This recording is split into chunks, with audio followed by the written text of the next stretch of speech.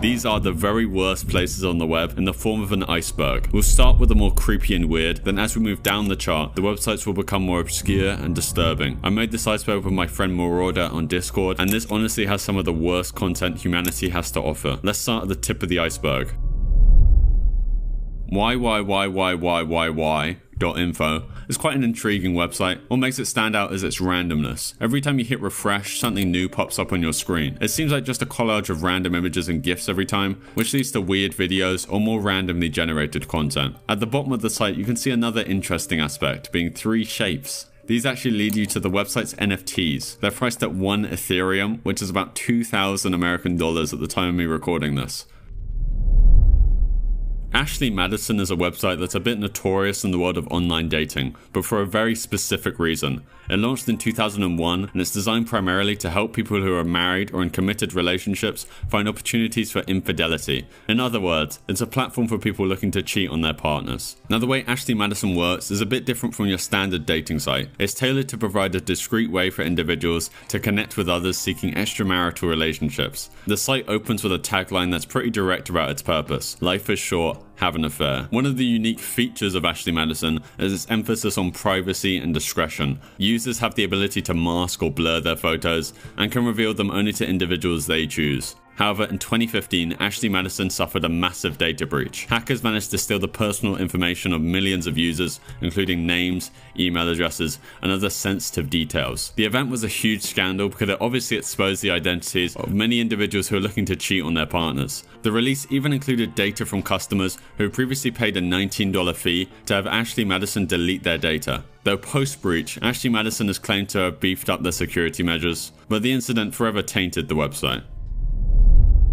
The Homicide Monitor is a comprehensive public dataset focusing on murder across the globe. The website covers a wide range of countries and territories with a particular focus on the Americas. It provides updated information, including the latest available data for most countries up to the year 2022. Using the platform, you can see some striking statistics, like the fact that the Americas, home to 13% of the world's population, accounts for 34% of global homicides. Even more startling is that Latin America and the Caribbean combined, which only makes up 8% of the world's population, is responsible for 28% of homicides. It also offers deeper insights into the nature and trends of homicidal violence. For example, it highlights that almost 48,000 people were killed in Brazil in 2022, making it the highest number of homicides in the world for that year. The site also sheds light on the use of firearms in homicides. In Latin America and the Caribbean, 71% of homicides are committed with firearms, which is significantly higher than the worldwide average of 41%. The Homicide Monitor can also show the impact of the pandemic on homicide rates. In the Americas, homicides only fell by 3% in 2020.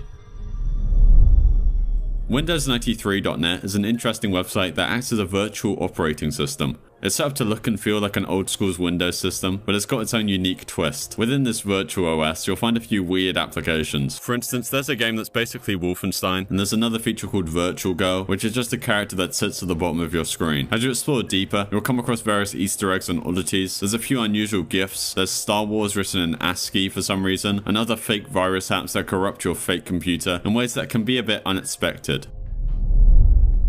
The Library of Babel is a digital homage to a concept from a story by Jorge Luis Borges. The site and its companion, the Babel Image Archives, dives deep into the idea of infinity through text and images. It's basically the monkey typewriter theory in image form. If you sat a monkey down in front of a typewriter for all of infinity, that monkey would, given enough time, type out the full works of Shakespeare, the Bible, the script of this video, literally anything and everything. The Babel Image Archives in particular plays with the concept of creating every possible image on a 640 by 416 pixel canvas using a palette of 4,096 different colors. The numbers do get quite mind-boggling quickly, as this website basically holds every image that could ever be, from extremely mundane collages of random pixels to works of fine art. You can search for images by uploading your own, which then gets matched with a similar, though slightly altered image from the archive, complete with a unique identifier number. The vast collection is part of a larger website inspired by Borges' story, where the Library of Babel contains every book that could possibly be written, filled with both the profound and nonsensical. Despite the overwhelming odds against finding anything meaningful in this sea of random pixels, I just think it's a really interesting concept, as somewhere in this archive there is every image you could possibly ever imagine.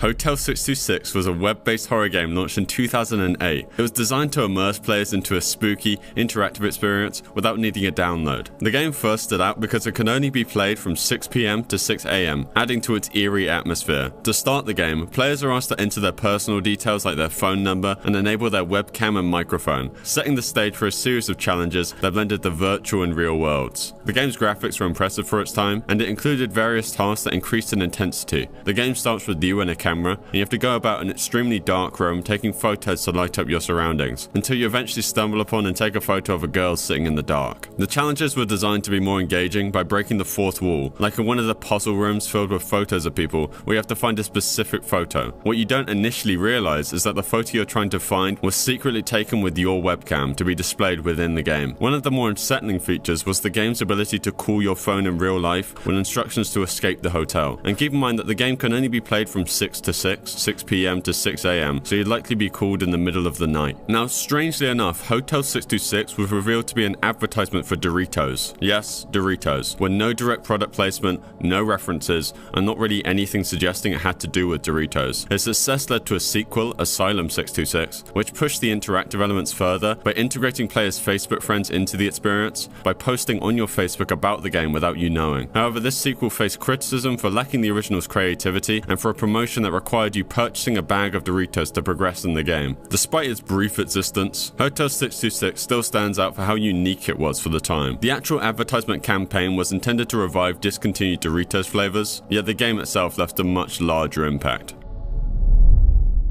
Goggle.com is an example of a practice known as typo squatting, which is essentially what it sounds like, squatting on the misspelling or typo of a popular website's domain name. In this case, the typo is obviously for Google.com, one of the most visited websites in the world. Typo squatting is when someone registers a domain that's just a misspelled version of a popular website, hoping to catch people who make a typo when entering the website address. When you mistakenly visit Goggle, instead of finding what you are looking for, your device will be infected by the malware-laden website, where you're spammed with error messages and random pop-ups.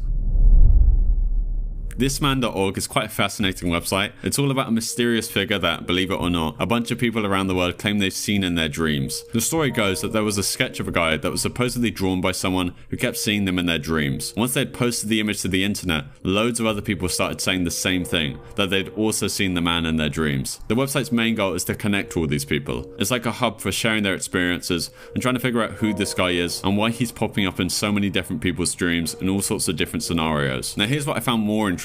When you actually read the dream descriptions on the website, the man doesn't come off as some nightmarish figure. A lot of people describe him as a comforting presence and someone who makes them feel safe. This has obviously sparked all sorts of theories, with some people thinking that he might be some sort of divine being, while others reckon his face is just so average that it's the brain's default version of a man, which I think is most likely. The website is interactive too. There's even a contact page where you can send in your own dream experiences. Whether this man is a product of our collective subconscious or something more, thisman.org is definitely one of those websites that makes you think about the mysterious way our brains work.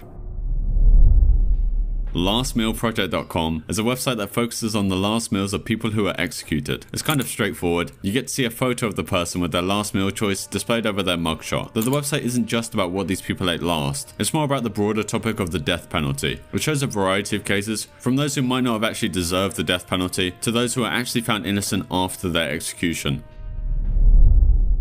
Staggering Beauty is a unique website where you're greeted by a simple worm-like figure that follows your mouse movements. There's a very important heads up to know about this site. It contains extreme flashing lights that can trigger those with light-sensitive epilepsy. The site even has its own warning, so it's best to be cautious. The basic idea is simple. You move your mouse and the figure on the screen follows along. However, when it comes to moving your mouse faster, as you increase the speed of your mouse movements, the website transforms from a calm flowing motion to a burst of flashing lights and loud heavy metal-like music. It's actually one of the sites that you might randomly land on if you use something like uselessweb.com.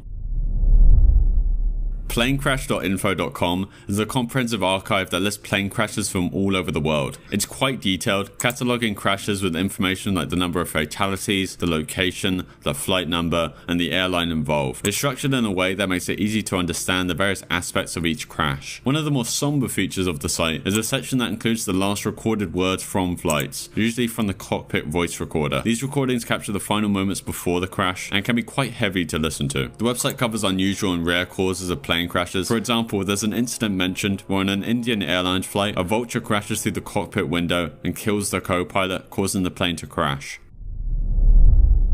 HouseCreep.com is a rather unique website that documents houses with a history of various incidents. These include confirmed homicides, involvement in drug-related activities, and even reports of paranormal activities. It's kind of like a database for houses with intriguing or troubled pasts. One of the features of the site is that it allows you to search for houses in your own area, which can give you insights into the events that might have taken place in properties near you, which you might pass by every day without realizing their history. Like this house in Ontario, Canada, that was the home of Corporal Marie-France Como, who was murdered by the extremely infamous Colonel Russell Williams. The paranormal section of the website is particularly interesting as it contains stories of some alleged hauntings or other explained phenomena. So HouseCreep.com basically offers a unique window into the lesser known histories of properties, blending the factual with the slightly more mysterious.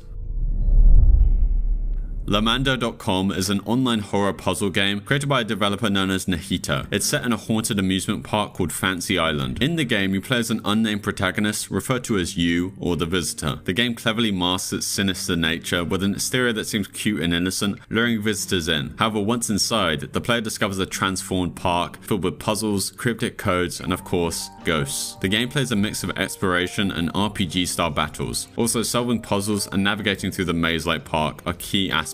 Battling against various enemies are crucial to progress, and obtaining codes that are essential for further advancement in the game. So Lamando.com offers a unique gaming experience, blending classic Japanese horror elements with puzzle-solving RPG battles. 1x60 is, well, I feel like this could apply to all the websites, but it's very unique. To access it, you merely type 1 60 times on your keyboard and then .com. It's definitely not your everyday website. Once you're there, what you'll find is a collection of images where Arnold Schwarzenegger is photoshopped into various characters from Sailor Moon. Though as you move your cursor around the page, you'll notice images and pictures that pop up momentarily. The only clickable thing on the page is the enter button at the bottom, which takes you to another similar page where Photoshop pictures of Tony Blair's face on Margaret Thatcher's body. You click enter again on this page and it takes you to another Photoshop masterpiece with American politicians as characters from Lord of the Rings. This goes on for dozens and dozens of pages, including Photoshops of North Korean leaders and a few of George Bush.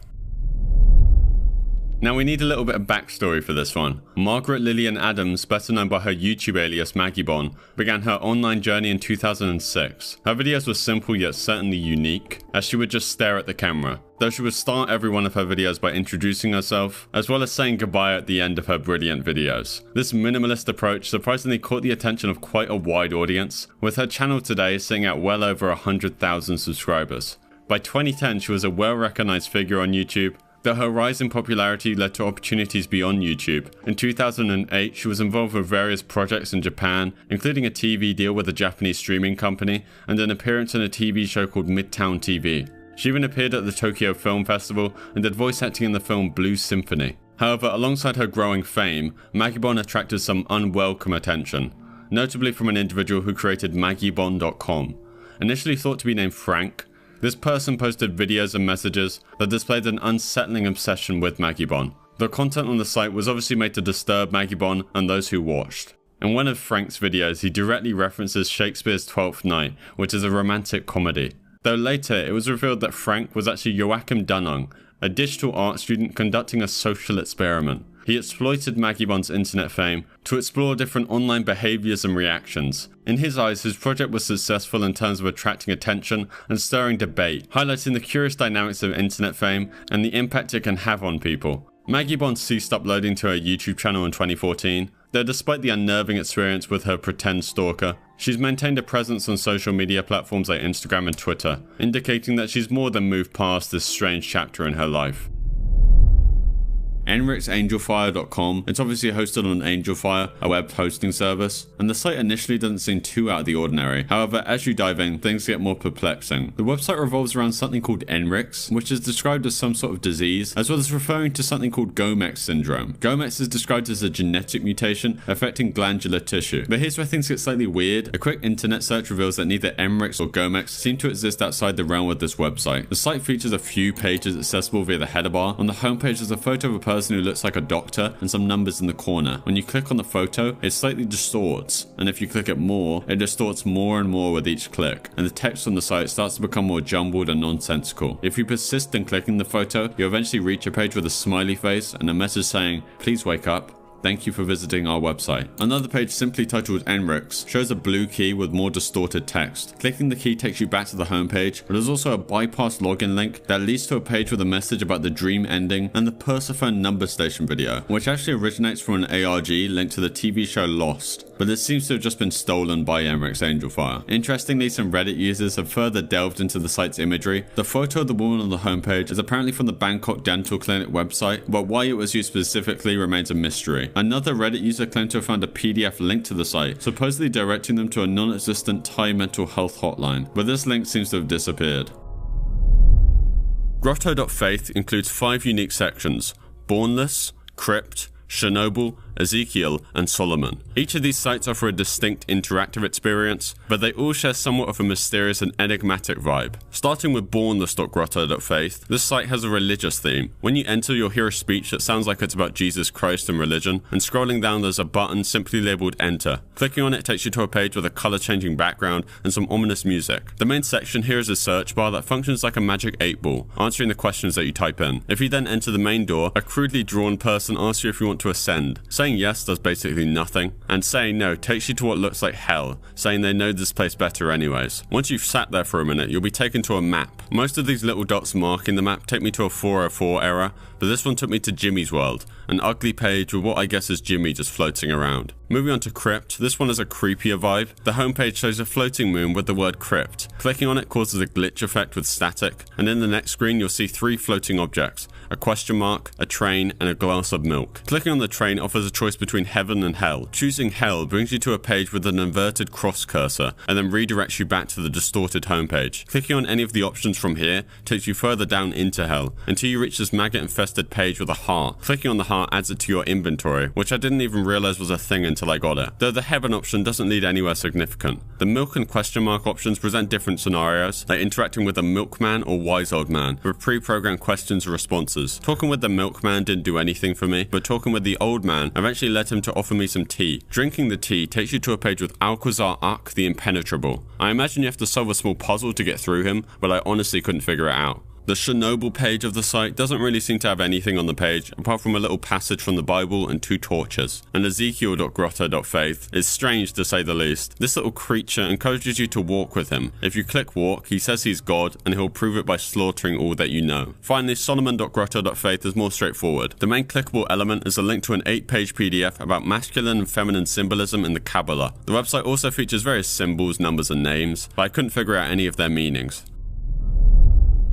ColumbineSite.com is a detailed archive dedicated to the tragic events that occurred at Columbine High School in 1999. The website serves as a comprehensive resource for those looking to understand more about what happened on that day. The site provides a vast array of information, including profiles on the victims, as well as the perpetrators, Eric Harris and Dylan Klebold. It offers a factual and straightforward account of the events, including photos, videos, and news clips from the time.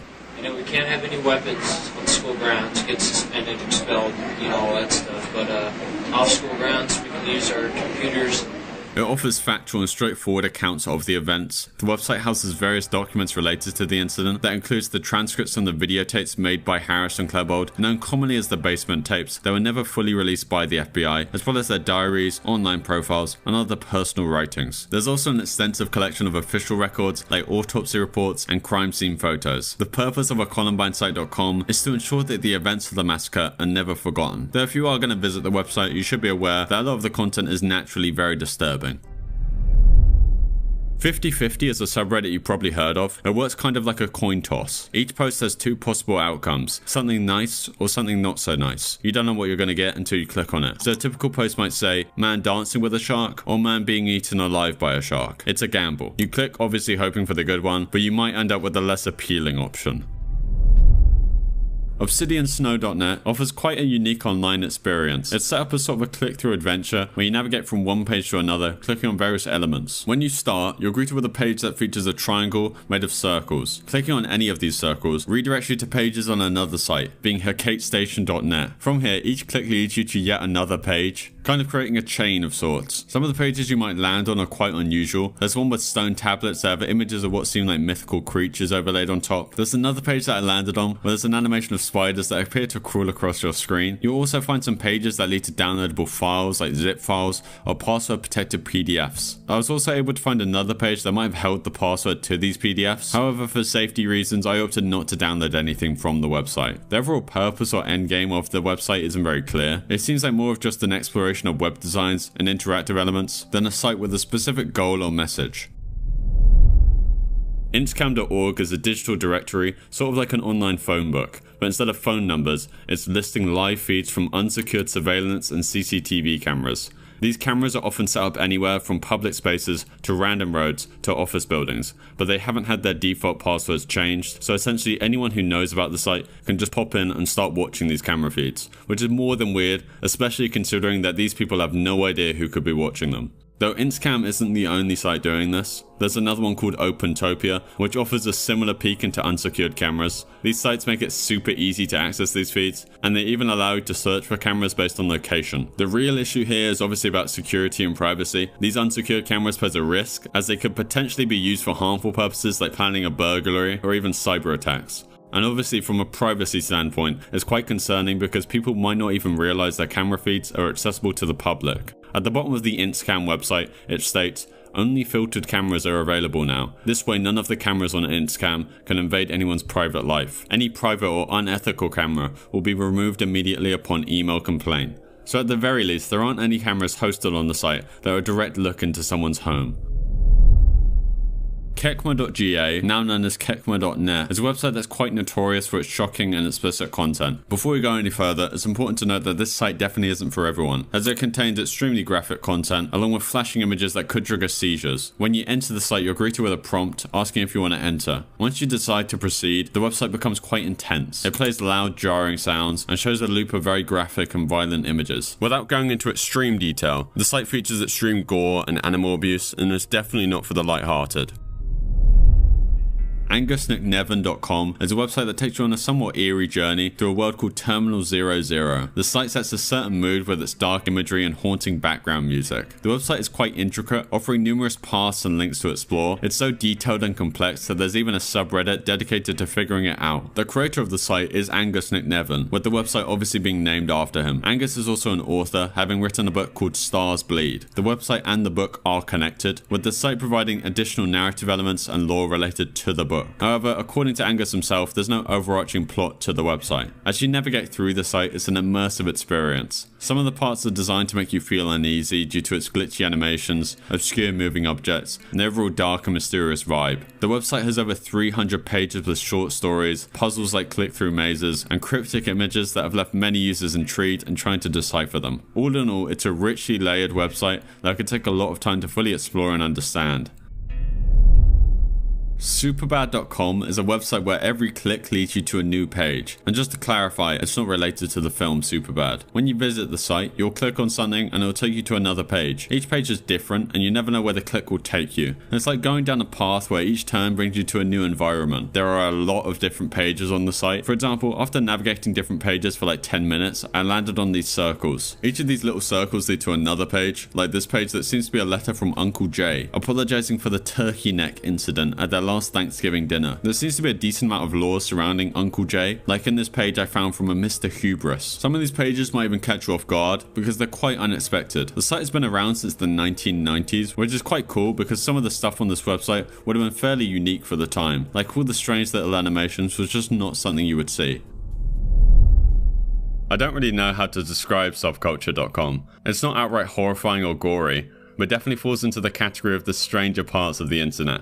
When you visit the site, you'll be thrown a mix of random, sometimes jarring images. These could range from historical events to heavily edited images of naked women, or just completely random images. You also get spammed with pop-ups of various natures, with some being images of terrorist attacks, while others might be explicit or just plain weird, giving you the impression that something's wrong with your computer. When I visited Subculture, the site spammed me with so many tabs it got to the point where it's hard to close them. It turns out that the creator of the site is Antonio Mendoza, and in an interview he did with Scare Theater, he explained that Subculture.com was part of a movement called net art, around the mid-90s to early 2000s. The site is meant to be a destabilizing experience, leaving you unsure if your computer's malfunctioning, as it's random by design and aims to entertain and intrigue without being too disturbing. Addressing those who found the site creepy or unsettling, Mendoza's take is quite straightforward. It's just a website, and it's not meant to be creepy. He notes that the site is a bit dated and might not work perfectly on newer browsers, but it's part of a larger collection of similar internet art projects from that era. Militantconsumerism.wordpress.com seems to be a simple blog, but as you dive into its content, it gets much more complex. The content covers a range of detailed and esoteric subjects. For instance, it discusses global politics and conspiracy theories, like those surrounding the assassinations of MLK and JFK, suggesting the involvement by organizations like the FBI. It's quite a deep dive into some of the internet's most infamous conspiracy theories. The final post from the author is also intriguing. They mention stopping their blogging about the secret plans of groups like the Reptilian Illuminati New World Order, ending with a request for help and deleting the blog, leaving you wondering about the seriousness and reality behind these posts. I mean, the site overall is a peculiar mix of conspiracy theories and insights into secret organizations. While it's easy to dismiss much of the content as far-fetched, the depth and detail the poster goes into can be quite captivating and just makes for an interesting read. LHOHQ is a bizarre website that seems like a random maze of content. We won't do a full deep dive into all the site has to offer, as there have been tons of videos covering the site. It's got a mix of odd videos, lots of text, with a lot of it being nonsensical and strange. The site's full name, Laughing Horses Orifice Headquarters, is just as weird as everything else you'll find on here. The site itself is huge, with over 800 pages and all sorts of types of content. Though the main controversy of the site, and where it gets most of its fame, is that some of the pages display the personal information about various individuals, mainly American public and political figures, most notably being information like Hillary Clinton and Donald Trump's phone numbers. So if you do visit the site, definitely don't use any of the info from here to contact these people, as it's certainly a quick way to get into trouble. The site itself is very interactive. There are loads of components that allow visitors to engage with the content in various ways, such as clicking through a series of links that lead deeper into the site's labyrinth structure, or just being able to look at the many pages with bizarre art pieces. Though my favorite parts of the site are the pages that delve into conspiracy theories or offer commentary on political and social issues, sometimes presented in a way that's intentionally ambiguous or challenging to interpret. These might include references to real-world events like MK Ultra, or fictional narratives that mimic the style of conspiracy thinking. Now this one isn't disturbing, though I do find it slightly strange. In my travels across the dark web, I eventually stumbled upon a link labeled simply CIA. I clicked on it thinking it would be another illegal marketplace or weird forum, but it's a website genuinely owned and operated by the CIA, where you can read about their mission and even apply for a job. I guess they host the website on the dark web as a sort of mini test, as if you have the basic technical know-how to get on the dark web, you're likely better suited to the internet-based work that you might have to do if you do work for them. TheBlackVault.com is an extensive archive that's really interesting for those into government secrets and conspiracy theories. It's got a huge collection, over 2 million pages, of documents that were once kept private by the US government. So if you're into digging deep into what the US government might be keeping under wraps, this website is fantastic. It hosts everything from the full Jeffrey Epstein court documents to files in regards to JFK's assassination that went unreleased until last year. Among its many sections, definitely my favorite area is dedicated to paranormal activities and UFO sightings reported around the world that were actually investigated by the US government. Like in this random UFO sighting on Australia, where two families, complete strangers to one another, were driving along a quiet road, where they could see some sort of vehicle hovering above the road. The main witness described it as circular, with lots of windows and different coloured lights on the sides. Basically like a very typical alien spaceship you might see in a cartoon. One of the families was so confused by the incident that they reported it. They described the exact location and movements of the craft, and then they eventually managed to track down the other family that was on the road with them, and they described the craft in the exact same way, and it being in the exact same spot completely independently. The site isn't that disturbing on its own, but it can be a bit unsettling when you think about how much information there is that the public hasn't seen before. Now Galdrux, to put it simply, is a cult website, and it's definitely unusual. It's all about this concept of Galdrux, a sort of mystical multiverse idea. The whole site is a blend of deep spiritual stuff with a twist of high-tech mysticism. The main page of the website says they're currently looking for people with certain skill sets to fulfill their plans of creating a kind of network of these Galdrux cults all around the planet. They need people who are educated on how to build and develop virtual reality and alternate reality technology. They need people to study artificial intelligence, and in their words, to find ways ways to reach a multiversalist singularity through techno-mysticism. There are also a few clickable links on the site, like this one that takes you to long scrolls of really weird images that when you click on them seems to take you to more random images. You can then keep clicking on these images to be brought to more and more pages like this. I have no idea how long it goes on for, and I have no idea if there's an end to it.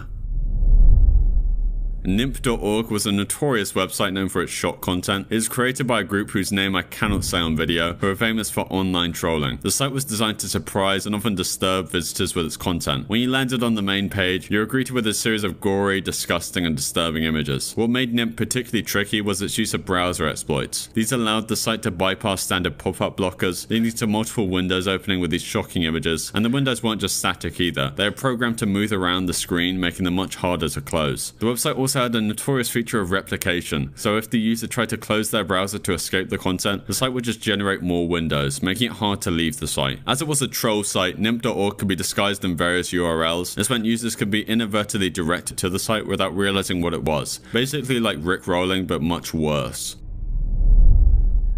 Now, I had to use the Wayback Machine for this one, but israeltodaynews.blogspot.com was a blog that at first glance seemed like your typical conspiracy theory site. The blog focused heavily on a character named David Goldberg and his alleged revelations about secret government projects, notably Project Pogo and Project Zephyr. Project Pogo was described as a government initiative to create social media accounts to track conspiracy theorists and social dissidents. Project Zephyr, on the other hand, was supposedly about a plan for a new world order taking over in 2020, with COVID-19 being a central element. The predictions and theories on the site, however, obviously didn't come to pass, as in 2021 the scenarios described hadn't unfolded like they said they would. The interesting twist with this blog wasn't just the conspiracy theories it promoted, but the suspected underlying motive. The speculation that the site was part of a clever scheme to encourage its readers to buy Bitcoin. The blogger weaved mentions of Bitcoin and suggests readers to get some, and as the readers delve deeper into the site's content, they will come across another site, bitcoinq.org. This site was allegedly a trap designed to steal the Bitcoins that the users have just purchased. The specifics on how the theft would be executed isn't clear, but the intention seemed to be to scam people out of their cryptocurrency.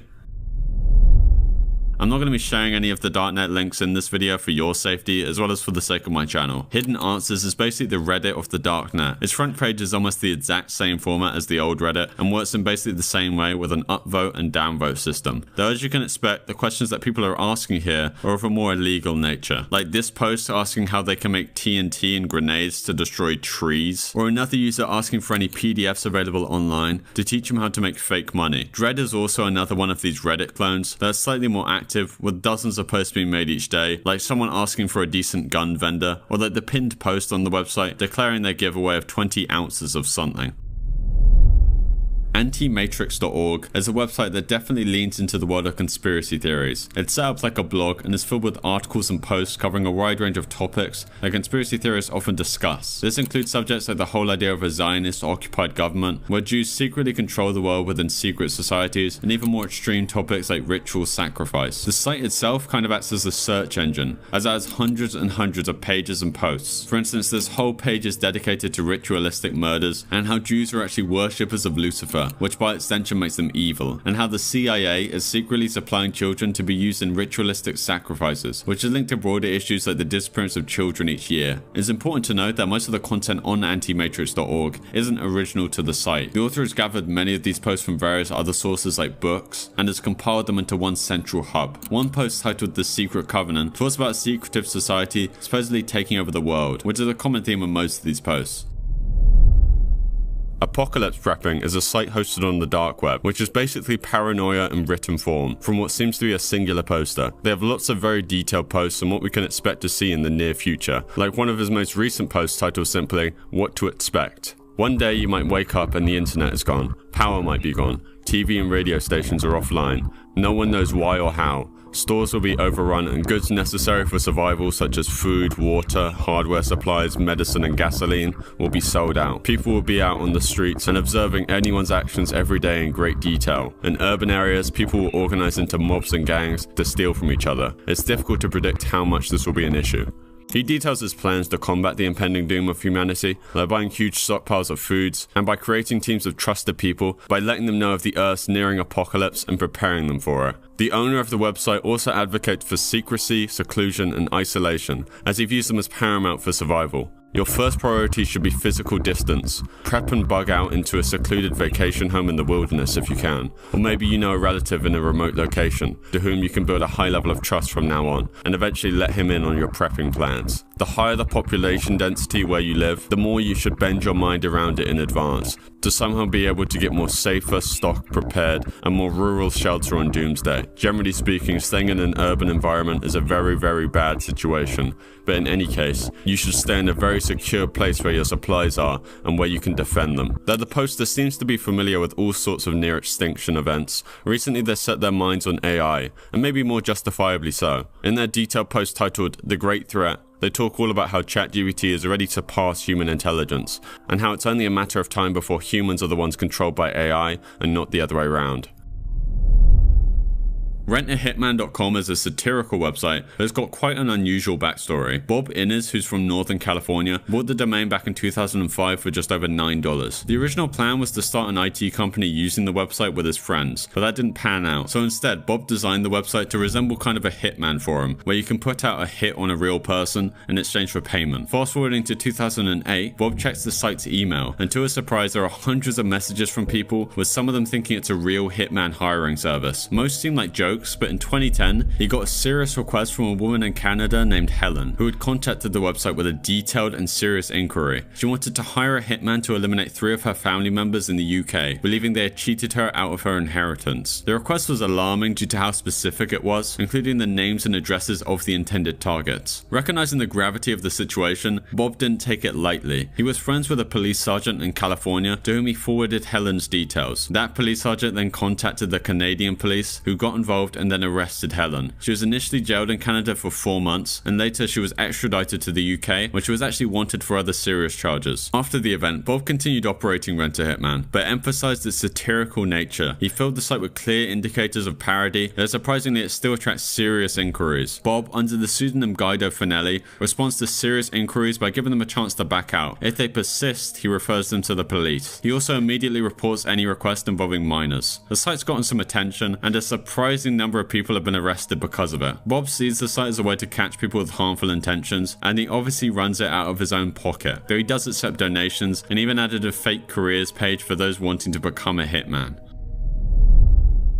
WorldCorpo.net is a website that's no longer around, but it left behind quite an unsettling legacy. It's possible to take a look back at what it was through the Wayback Machine. The site was known for some really disturbing content, which is mainly why it got infamous. The site was linked to the production of what I'll call PC backwards. Hosted on the site were videos that were heavily edited and hard to properly see, but the audio was still clear. It featured videos of children screaming and what seemed like genuine terror. There were also equally strange videos of naked men doing, not criminal, but very strange things. Besides the videos, the website also had sections for images and music, which was meant to be its main purpose. The music part had rap songs with quite extreme lyrics, but nothing extraordinary, and the images section was filled with nightmarish and disturbing stuff. The site got shut down in 2019, and that's probably for the best considering what was on there. MrDeepfakes.com is a slightly bizarre and very controversial website. What it does is that it uses deepfake technology to put celebrities' faces on adult film actors' bodies. For example, you might stumble upon a video on the website that looks like it's featuring Scarlett Johansson, but actually it's just her face pasted onto someone else's body. Now obviously, aside from the ethical issue of the videos, it doesn't feel very legal either, and it's kind of a grey area to be honest. From what I understand, celebrities, or anyone for that matter, don't own the copyright of their face. So there's technically nothing wrong with these videos legally. But then again, if someone feels like their personal privacy is being invaded, they could very easily sue for that. Though the thing is, by the time someone realizes their face has been used and decides to take action, the video might have already gotten thousands of views and been downloaded to hundreds of computers. Ethically speaking, it's obviously extremely creepy, as on MrDeepfakes.com alone, there are over 100,000 fake nudes and videos being shared around the website. The website Heavensgate.com is a remnant of the Heaven's Gate cult, a religious group with a tragic history. It was founded in 1974 by Marshall Applewhite and Bonnie Lou Nettles. The cult blended elements of Christianity with beliefs in UFOs and extraterrestrial life. Applewhite, after a series of personal hardships and a meeting with Nettles, came to believe that they were destined for a significant spiritual undertaking. They both adopted nicknames, with Nettles being referred to as T and Applewhite being referred to as Do, and started spreading their message. Their teachings included the belief that they would lead their followers to a higher evolutionary level and that the earth was going to be recycled. planet Earth about to be recycled. Your only chance to survive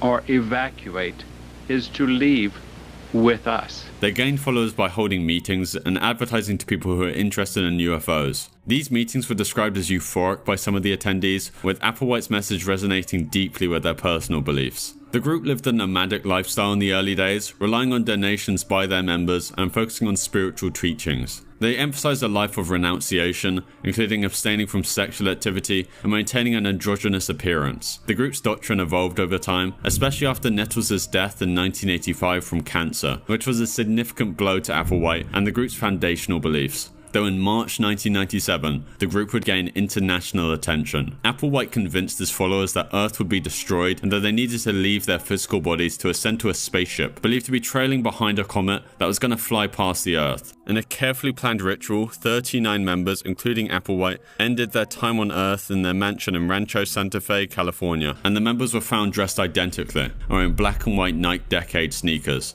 which became widely recognized as a symbol of the cult. Their website, heavensgate.com, is still active today, as it serves as a digital artifact of the cult's existence. It contains the writings and teachings from the group, and reflects the beliefs and practices that defined Heaven's Gate. The site's continued operation is managed by former members of the cult. Pink Meth was one of the largest websites in the realm of revenge. The whole point of the site was that it allowed users to anonymously post explicit images of their ex-partners, obviously without their consent. The site didn't stop there either. The posts often included personal information and social media links of the individuals in the images. It was originally hosted on the surface web, but then it had to be moved to the dark web. Though luckily for the people in the images, Pink Meth did have a removal request process. Though this process was not designed to actually help the victims remove their images, rather the victims were asked to submit lengthy personal stories in a manner that basically mocked them, and so it was their fault their images were on the web anyways, so their images would never be taken down. The nature of Pink Meth's content and the operation sparked significant legal action. In November 2014, the website was shut down as part of Operation Onimus, a large-scale law enforcement effort targeting illegal activities on the dark web. Pink Meth was one of over 24 websites closed in the operation. As for the creator of Pink Meth, details about their identity and whether they faced legal consequences remain unclear. This entry is different, and it's definitely the saddest on the list. BabyAngelPics.com, also known as the Angel Pics Project, is dedicated to helping families who've gone through the loss of a newborn or stillborn baby. The site offers a special service where families who have lost a baby can upload an image of their stillborn or newborn to the website, where artists will then retouch the photographs of these infants, which means they will carefully edit the photos to remove any medical equipment, visible marks, or bruising. They can even change the background to create an image that feels more peaceful and serene. I just thought it was an undeniably unusual and very sad website that was worthy of being on the list. There is also another website, stillbornangels.memoryof.com, that simply hosts pictures of stillborn babies. Families can post their pictures to a publicly available photo gallery where everyone can see their baby. The website makes it clear that only families who have gone through stillbirth and premature death of their child are allowed on the website. Those who are simply looking to ridicule the families for posting their photos will have their IP addresses investigated. 5nchronicles.blogspot.com is a blog that's quite unsettling once you understand its context. It might appear as a typical blog at first glance, but it's actually written by Joseph E. Duncan III, a convicted serial killer and inmate on federal death row. To give a bit of background on Duncan, he started his criminal activities at a young age. As a teenager, he was involved in multiple against boys as young as 9 years old and was in and out of prison for various other crimes. His crimes escalated over the years, leading to several murders. Notably in 2005, he was responsible for the deaths of Brenda Groen, her boyfriend Mark McKenzie, and her son Slade Groen, who were all found in their home. Brenda, who had 2 other children, being Dylan and Shasta, were nowhere to be found. 7 weeks later, Shasta was seen at a Denny's restaurant in the company of a man we now know to be Joseph Duncan. Shasta was actually instrumental in Duncan's capture and was only kept alive because, as Duncan describes it, she showed him how to love. Her other missing brother Dylan wasn't so lucky and was also found to be murdered. The website 5nchronicles.blogspot.com is essentially a collection of diary entries from Duncan, detailing his life in prison. These posts are actually made possible by him sending letters to an unknown individual who then publishes them online. The content of the blog is actually surprisingly mundane, discussing his day-to-day grievances, like his hair loss and weight changes, and experiences in prison. Though some of the posts do delve into more disturbing topics, like one where Duncan discusses visiting his stepson stepsister merely weeks after capturing and killing another teenage boy. Reading through the blog can be a bit jarring, as it's the words of a man who committed heinous crimes, yet the posts often sound like those of an average person dealing with everyday issues. The blog has entries dating back to 2010, with the last post made in January 2021, shortly before Duncan's death in March 2021 from a brain tumor.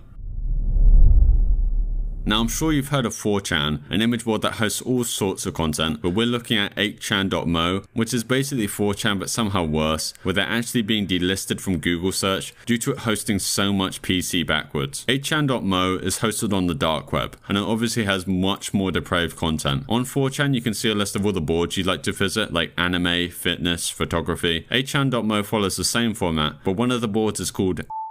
You might already be able to see where this is going. People, exclusively men it seems like, post horrific videos and images of them loving their pets. Normally their dogs, in a very disgusting and obviously criminal way. There are tons of these images and videos, all having very supportive comments underneath them, praising the posters and how they interact with their dogs. That's about all there is to say about the website. Let's move on.